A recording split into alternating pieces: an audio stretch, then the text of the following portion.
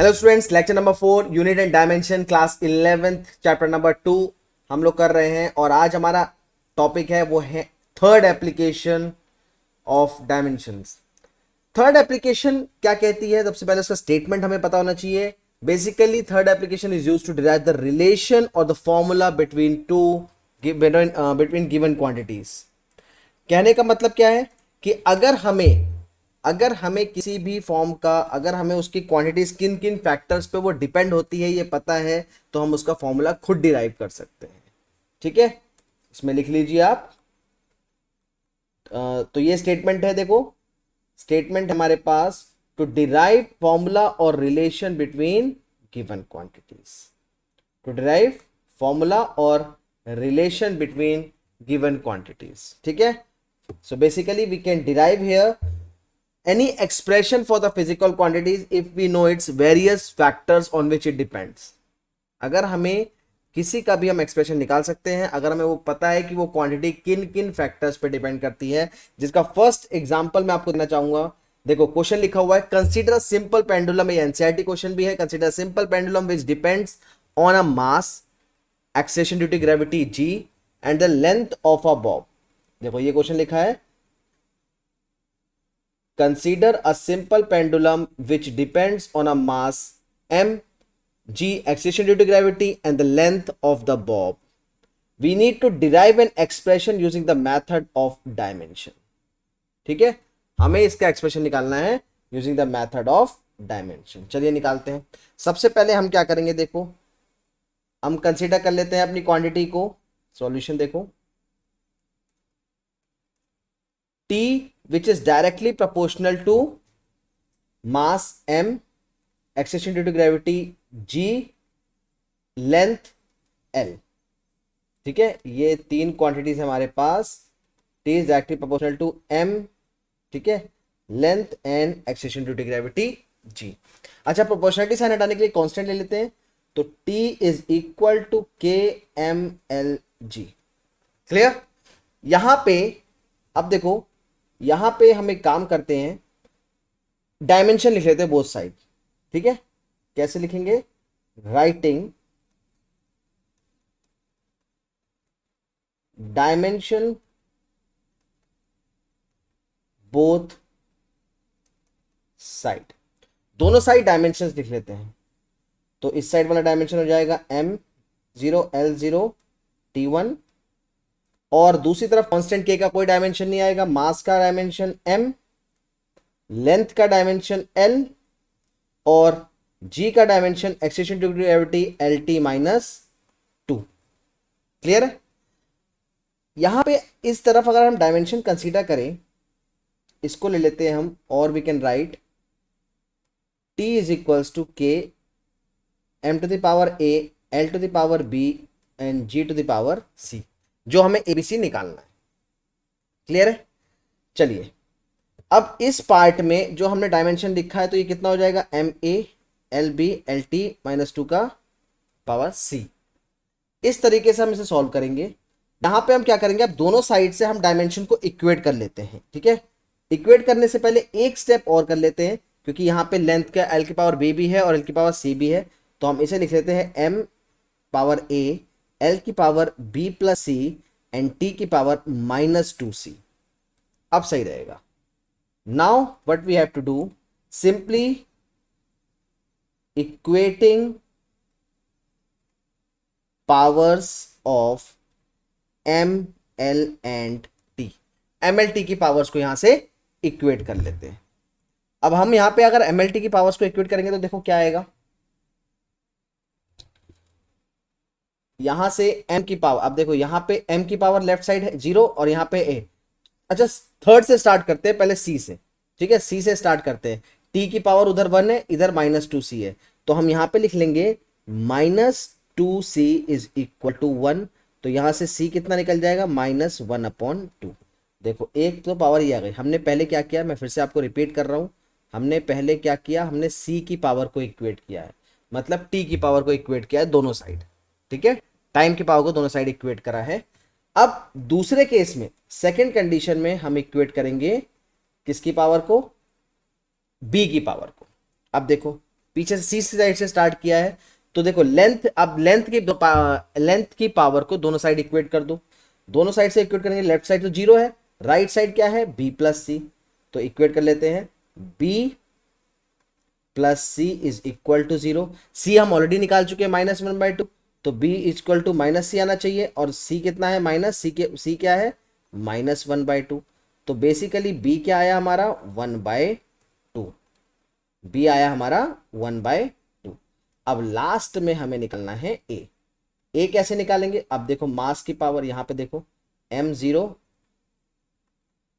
मास की पावर 0 है, यहाँ पे a है, तो बेसिकली सिंपल डायरेक्ट क्या हो गया, a इज इक्वल्स टू 0। अब हमारे पास a b और c तीनों चीजें आ चुकी हैं, हमारे पास a b और c तीनों चीजें आ चुकी हैं। अब हमारा काम बहुत ईजी हो गया है, यहाँ पे हमें क्या करना है, अब देखो a b और c निकालने के बाद हमने जो स्टार्टिंग में ये पार्ट किया था, ये देखो इसमें एबीसी की वैल्यू रख देंगे, तो हमारा एक्सप्रेशन आ जाएगा t is equals to K M, ए की पावर 0 है, m की पावर 0, मास लेंथ की पावर b कितना है 1/2, तो ये आ गया 1/2, और g की पावर कितना है c -1/2, तो ये आ गया -1/2। तो ये हो जाएगा t इज इक्वल्स टू के m की पावर 0, मास के m की पावर 0 1 हो जाएगा, l की पावर 1/2 अपॉन g की पावर 1/2, और we can write t is equals to K under root L by G. तो ये हो गया हमारा एक्सप्रेशन, ये आ गया हमारा expression for a time period of a simple pendulum, t is equals to K under root L by G. ठीक है स्टूडेंट्स, क्लियर है? आप स्क्रीन पे पूरा सॉल्यूशन देख सकते हो, कैसे हमने इसके फैक्टर जिस पे वो डिपेंड था, मास, लेंथ और एक्सेलरेशन ड्यू टू ग्रेविटी, उसके बेसिस पे और डायमेंशन के पार्ट को यूज करके हमने इसका एक्सप्रेशन निकाल दिया। ठीक है, एक पार्ट और कर लेते हैं ताकि आपको थोड़ा सा और क्लियर हो जाए। एक पार्ट इसका और कर लेते हैं, एक क्वेश्चन और है हमारे सामने। ये देखो, ये क्वेश्चन है हमारे सामने, derive an expression for the centripetal force acting on a particle of mass m moving with the velocity in a circle of radius r। ये भी बहुत सिंपल सा और बहुत बढ़िया क्वेश्चन है। ठीक है, बेसिक क्वेश्चन है। अभी इसमें डीपीपी मैं आपको डीपीपी सॉल्व कराऊंगा, प्रैक्टिस पेपर सॉल्व कराऊंगा मैं इससे रिलेटेड, यूनिट डायमेंशन से टॉप एक एक क्वेश्चन वाइज, जो हम अब ऑलरेडी लेक्चर हमारा खत्म हो चुके हैं सारे। ठीक है, तो प्रैक्टिस पेपर्स आप प्लेलिस्ट में जाओगे, प्लेलिस्ट में क्लास 11 के चैप्टर 2 के प्लेलिस्ट में जब जाओगे तो पहले तो सारे टॉपिक्स आपके सॉल्यूशन वाइज आएंगे, उसके बाद प्रैक्टिस पेपर सॉल्व करेंगे, important questions which is very important for board as well as for JEE and competition. मतलब क्लास 11 में तो खैर आपका बोर्ड नहीं, होम एग्जाम ही होगा, बट कुछ क्वेश्चंस होंगे उसमें इनिशियल बिल्कुल बेस लेवल से लेके चलेंगे हम एडवांस लेवल तक, जो आपको कंपटीशन में बहुत ज़्यादा यूज होने वाले हैं। चलिए क्वेश्चन नंबर 2 हम करते हैं, drive an expression for the centripetal force acting on a particle of mass m moving with the velocity in a circle of radius r। सबसे पहले जो सेंट्रीपिटल फोर्स है वो किन किन फैक्टर्स पे डिपेंड करेगी, इसको लिख लेते हैं। देखो सेंट्रीपिटल फोर्स हमारी किन किन फैक्टर्स पे डिपेंड कर रही है, आप यहां पे ध्यान से देखो। F is directly proportional to, पहला फैक्टर है हमारे पास m, मास, वेलोसिटी और रेडियस r। तो सीधे सीधे हम लिख सकते हैं m v r। क्लियर? इसको हम लिख सकते हैं f is directly proportional to, अच्छा डायरेक्टली प्रोपोर्शनल हटा लेते हैं, f is equals to k m to the power a v to the power b r to the power c। अब इस पार्ट को हमें सॉल्व करना है। सॉल्व करने के लिए सबसे पहले हम दोनों साइड डायमेंशन लिख लेंगे, है ना। के तो डायमेंशनल कांस्टेंट है, फोर्स का डायमेंशन क्या है, फोर्स का dimension ml t minus two, ml t minus two is equal to constant K तो डायमेंशनलेस है, मास का dimension m to the power a, velocity L T minus one to the power b, और radius हमारी क्या हो गई, length, ये हो जाएगा l to the power c। चलो इसको और थोड़ा सा वेरीफाइड फॉर्म में लिख लेते हैं। देखो m to the power a, अब देखो l to the power b plus c and t to the power minus b। Clear है? कोई दिक्कत? m to the power a, l to the power b plus c और t की power minus b। इस side हमारा mlt minus two है। अब हमें कुछ नहीं करना, सिंपली वी विल इक्वेट, यहां पे लिख लेते हैं इक्वेटिंग द पावर्स। और देखो दो चीजें लिख सकते हो आप यहाँ पे, हम यहाँ पे दो चीजें लिख सकते हैं। देखो equating the powers or comparing, either we can equate the powers or we can compare the dimensions of similar quantities.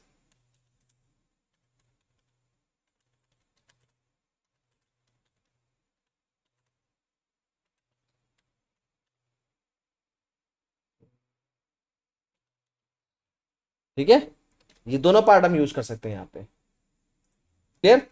अब यहाँ पे ये मैं आपको बता रहा हूँ कि आप दोनों में से कोई भी चीज यहाँ पे लिख सकते हो, कोई इशू नहीं है। तो ये हो गया हमारा, देखो मास। अब मास के केस में इधर पावर 1 है, इधर पावर 1 है, एल भी 1 है, एम भी 1 है, और इधर कितना है, देखो m की पावर 1, l की पावर 1, t माइनस 2 है, इधर m के। तो यहाँ से सीधे सीधे हमारा a कितना आ गया, देखो a आ गया हमारा 1। ये तो हो गया हमारा पहला पार्ट। ठीक है, अब दूसरा पार्ट करते हैं। देखो दूसरे पार्ट में क्या करना है, लेंथ। लेंथ के लिए हम लिख सकते हैं b plus C is equal to 1। अब यहाँ पे देखो दो क्वांटिटीज है, हमें तीसरी पता नहीं है, चलो थर्ड निकाल लेते हैं, फिर हम सेकंड में पुट कर देंगे। अब सेकंड टाइम का देखो, टाइम का क्या है, minus B is equals to -2। तो बेसिकली b कितना आ गया, 2। अब b की जो हमारा 2 आया है उसको हम इस साइड पुट कर लेते हैं। तो c कितना आ जाएगा, 1 minus B that is equal to 1 minus 2 that is equal to -1। तो हमारा c आ गया -1। क्लियर है, c हमारा यहाँ पे क्या आ गया, -1। क्लियर? अब देखो ए बी सी आ गया, सिंपल ए बी सी चाहिए था। अब सीधे सीधे यहाँ पे सॉल्व कर लेते हैं। कैसे सॉल्व करेंगे, देखिए इस वाले पार्ट को सॉल्व कर लेते हैं, इसको ले आओ। तो f is directly proportional, sorry f is equals to k m to the power a कितना है 1, v टू द पावर कितना है b कितना है 2, and r to the power c कितना है -1। तो ये हो जाएगा f is equals to k M V square, और r की पावर -1 मतलब अपॉन r। तो f is equals to k M V square upon r, ये हमारा एक्सप्रेशन डिराइव हो गया। ठीक है, तो ये कुछ दो क्वेश्चंस थे, और भी क्वेश्चंस आप प्रैक्टिस करोगे, हम डीपीपी में प्रैक्टिस पेपर्स में इसको सॉल्व करेंगे। मिलते हैं नेक्स्ट लेक्चर में। Thank you.